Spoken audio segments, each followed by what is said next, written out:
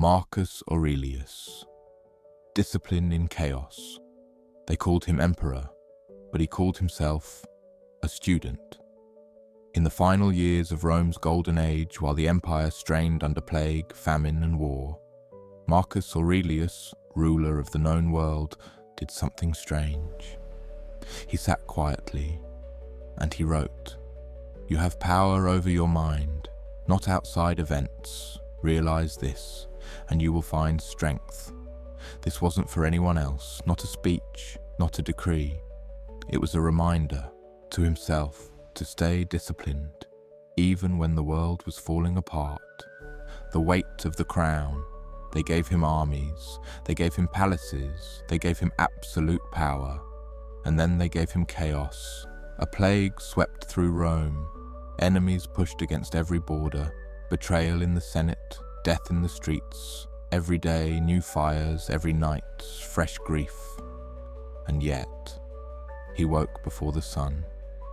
He trained his body, he trained his thoughts, he returned to the page. The impediment to action advances action. What stands in the way becomes the way. Obstacles weren't excuses, they were fuel. Marcus didn't seek comfort, he sought clarity. In a world he couldn't control, he mastered what he could, his response, his perspective, his discipline. The inner fortress. Waste no more time arguing what a good man should be. Be one he believed. Virtue wasn't something you talked about, it was something you did. In small acts, in private battles. Discipline to Marcus was not rigid control, it was returning to reason, again and again, even when anger burned, even when fear whispered. He reminded himself, if you are distressed by anything external, the pain is not due to the thing itself, but to your estimate of it. And this you have the power to revoke at any moment. He made his mind a fortress, not through force, but through practice. Even now, centuries later, his words survive because the storms he weathered still rage inside us. You don't have to rule an empire to understand pressure. You don't need a Roman Senate to feel betrayal. And you don't need a battlefield to fight every day just to stay calm, focused, and disciplined. Today's world is loud. It pulls at your attention. It demands your opinion, your outrage, your urgency. But Marcus chose the opposite. He turned inward. He looked at his thoughts like a soldier polishes his armor, testing them, refining them, removing what was unnecessary. He knew that leadership, real leadership, began within, not in the courts, not on the battlefield, but in the silence between reactions. That's where discipline lives, not in the heat of a perfect moment, but in the spaces where no one's watching. He didn't write about victory, he wrote about control, not of others, but of himself. He reminded himself that nothing can disturb a man unless he allows it. You must build up your life action by action and be content if each one achieves its goal as far as possible. In the chaos of politics, disease, and war, he did not ask for ease. He asked only for the strength to meet each moment as it came. And when he stumbled, because even emperors do, he did not curse the moment. He used it. He sharpened himself against it. He returned to the practice. Because for Marcus, discipline wasn't about perfection, it was about repetition.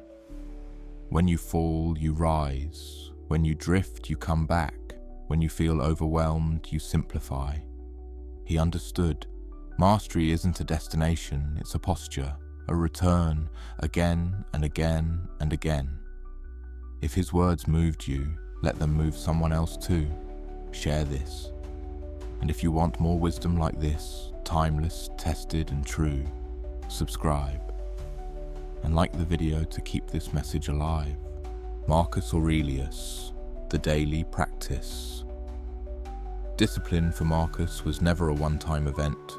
It wasn't about a breakthrough moment, it was a daily return. He didn't just write philosophy, he lived inside it.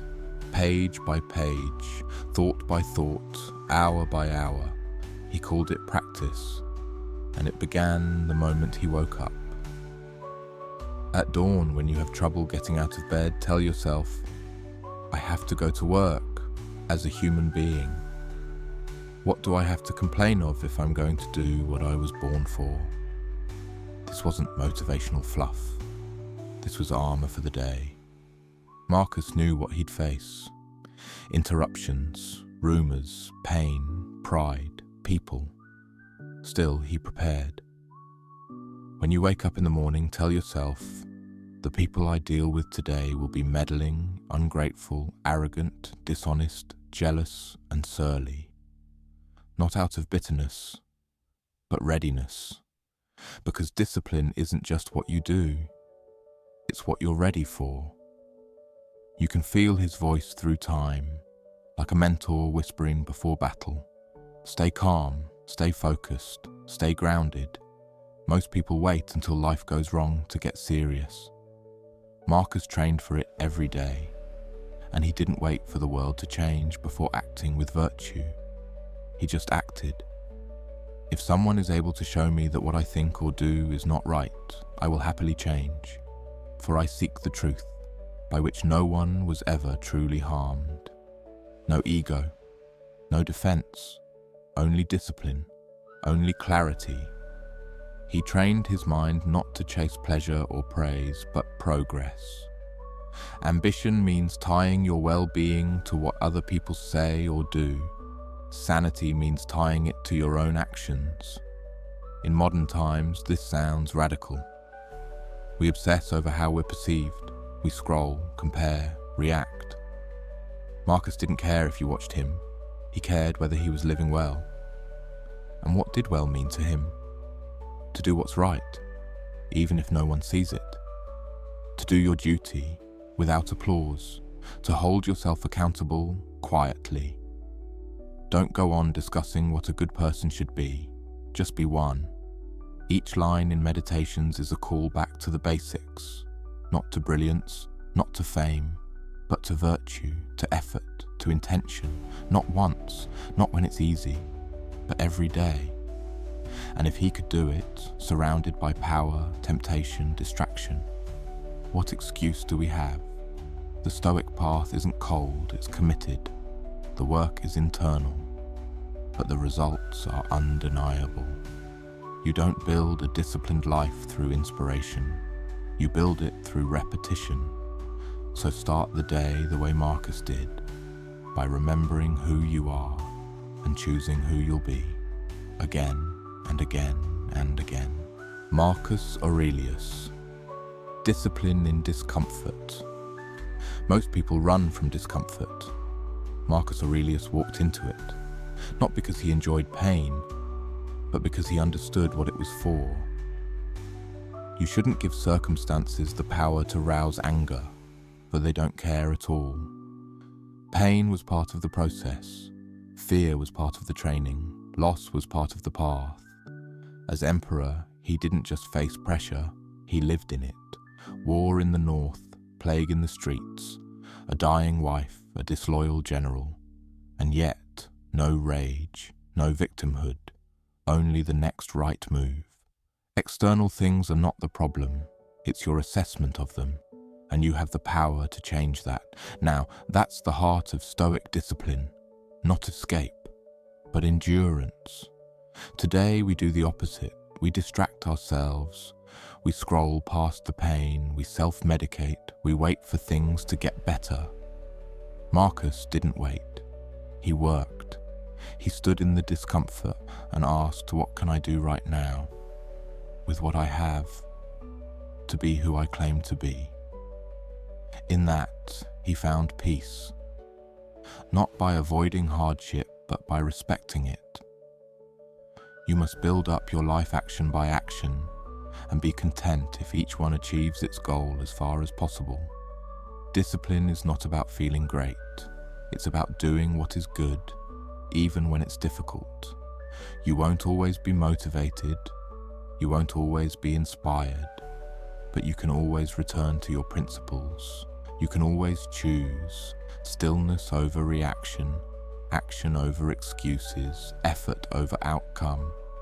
He didn't seek suffering, but he didn't run from it either. He used every hardship as an invitation to go deeper inward, to sharpen, to refine, to steady the soul. What stands in the way becomes the way. Marcus Aurelius wrote many of his reflections not from the safety of his palace, but from the front lines. Much of Meditations was composed during the Marcomannic Wars as he camped near the Danube River, not in comfort, in cold, muddy tents, surrounded by sickness, plotting generals, and the constant tension of death. He had no time for luxury, no tolerance for self-pity, and yet his pen was steady. Is your cucumber bitter? Throw it away. Are there brambles in your path? Step aside. That's enough. Don't demand to know why such things exist. This is where Stoic discipline becomes sharp. You don't negotiate with discomfort. You accept it and act. His wife Faustina died during a campaign. Shortly after, one of his closest generals turned against him.